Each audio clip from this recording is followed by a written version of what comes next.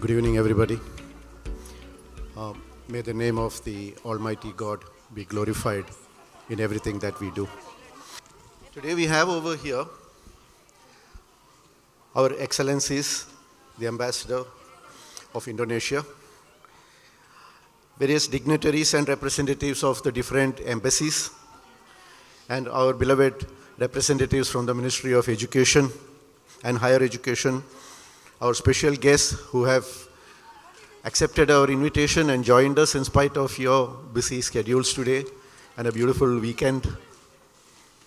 And of course, our parents, well-wishers, and all the beautiful children who are gathered over here. A great and very good evening to all of you. When I stand over here today, I'm looking back at 20 years of hope. It's been a long journey, and I'm filled with a lot of nostalgic memories.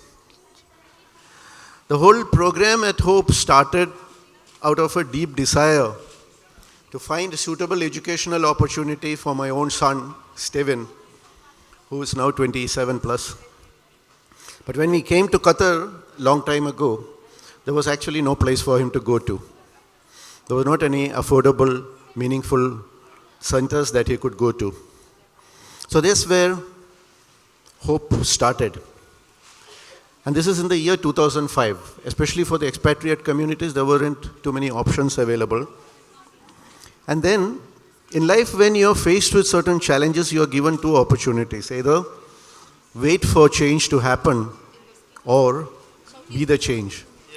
So, we were very lucky and we were very blessed because there were a lot of like-minded people who came together and said, be that change. Don't wait for things to happen. And that's how hope started. One of the first persons who I met while I was completely lost on what to do was my beloved friend, who I consider my brother, Dr. Advocate Nizar Kocheri, who was my first contact. Somebody said, speak to Nizar and he will find you a way. And he actually did. He couldn't join today's program, but his children and their wives are all over here. Thank you so much for coming in. And I'm ever indebted to him for giving me the spark of hope. And he said, let's do it. And then we went over to the Indian Embassy at that time because, we wanted to start it under some kind of a legal framework. And it was the Indian Embassy that was available. And we went over there, and I remember the very first time I went to meet, at that time the ambassador hadn't joined, so there was a charge d'affaires over there. And while we went to meet them, I had with me David John Uncle, who has graciously joined us today over here, and one Mr. Hassan Chogle, who unfortunately has passed away. These were the two people who actually accompanied us, and they were there in the embassy giving us all the support that we needed to start hope. And there was another gentleman, Mr. Nilanchu Dey, who gave us the very first venue for our classes. So I remember we used to go in the morning, set up a class in the Indian club, somewhere in the airport area. And then in the afternoon, we had to dismantle the whole thing because the venue was going to be used by somebody else for something else. Okay, that's where hope started. But then we also were blessed to have with us His Excellency Dr. George Joseph, who was the ambassador of India who came in at that time, who went beyond the call of duty to support this organization. Right. And he was so connected with what we were doing. And with all this framework that we had, hope started. And it was also the passion and commitment of our early team members who actually joined us as volunteers and then later on became full-time staff members of Hope. And they were led by none other than my wife, Dr. C.B. Matthew, who was the first coordinator, and then went on to be the director of Hope. They have all moved back to India, and here I am standing in front of you and taking the stage while they should have been here taking the stage. We also formed something called the Friends of Hope, a voluntary organization where people came together, like-minded individuals, to support our mission and vision. And today I'm blessed to say that we have more than 750 Friends of Hope volunteers registered with us, many of whom are over here today. We also got the support of various corporate organizations, especially HSBC Bank, who came forward and gave us the very first check of over 100,000 riyals to rent a villa for a whole year. So that's where hope actually started, from just being a deep desire into what we could be, a formal organization. And I had with me Mr. Juma Ismail Al-Boynen, who we call fondly the father of hope, my Qatari partner and sponsor, who is also my mentor and I consider a fatherly figure. Unfortunately, he couldn't join us because of his health issues today. So this is the great memories that come to mind when I stand over here in front of you after completing over 19 years in this amazing country. And we had an amazingly blessed track record. We have today become a symbol of reliability and quality. And we have a list of alumni, by the grace of God, who have gone on to become successful in their lives. In fact, one of them even got married recently, and we were able to attend his wedding. A huge number of students have transitioned into the mainstream, and we've become, by the grace of God, a benchmark for many others to follow today.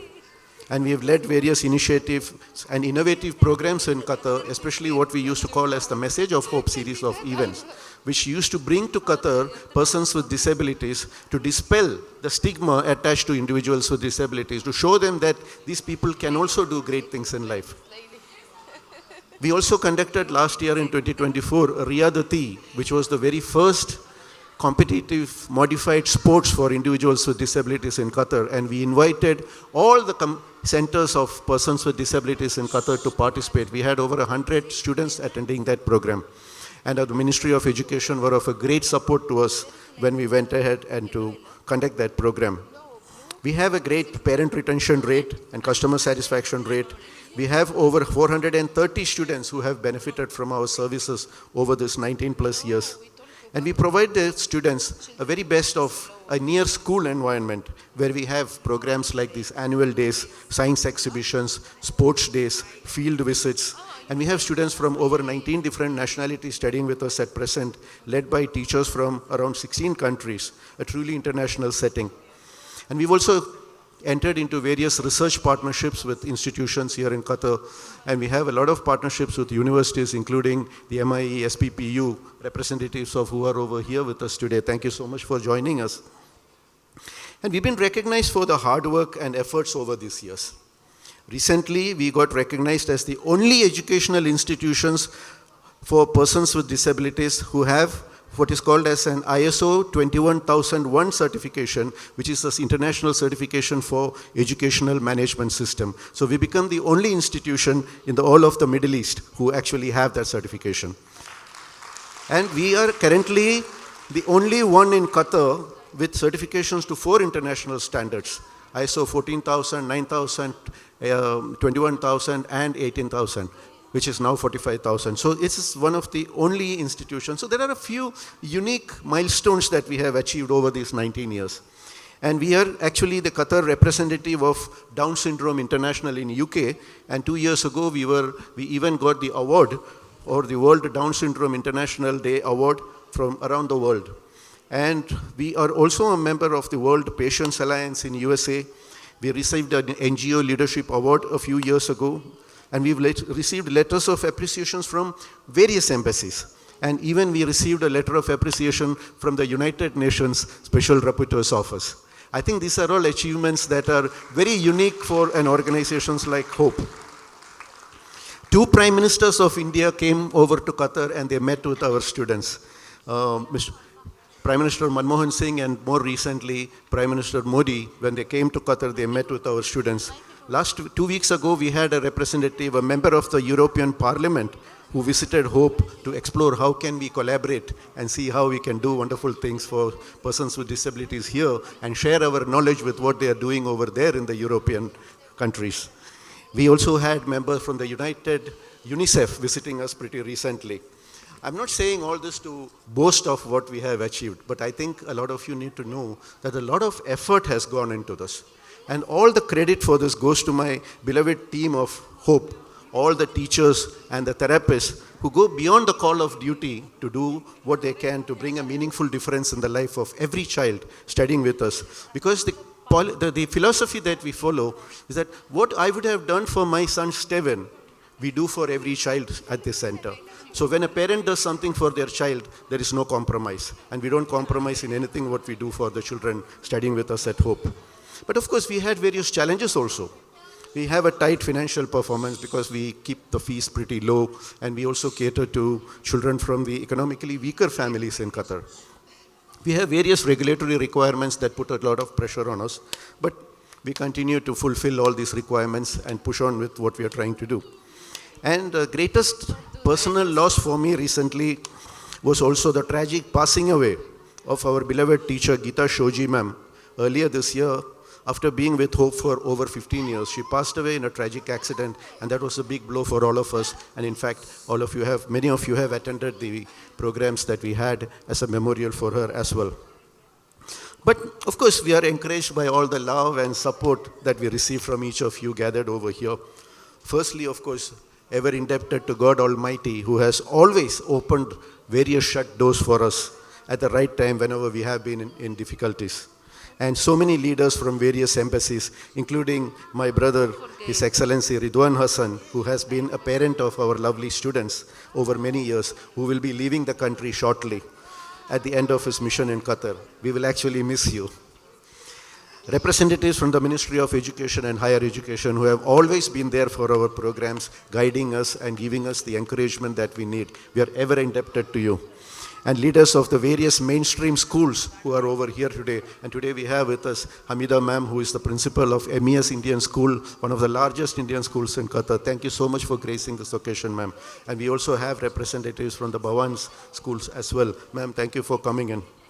I also have over here owners of our competing centers. Mr. Nias is the managing director of Quish. He is another brother for me.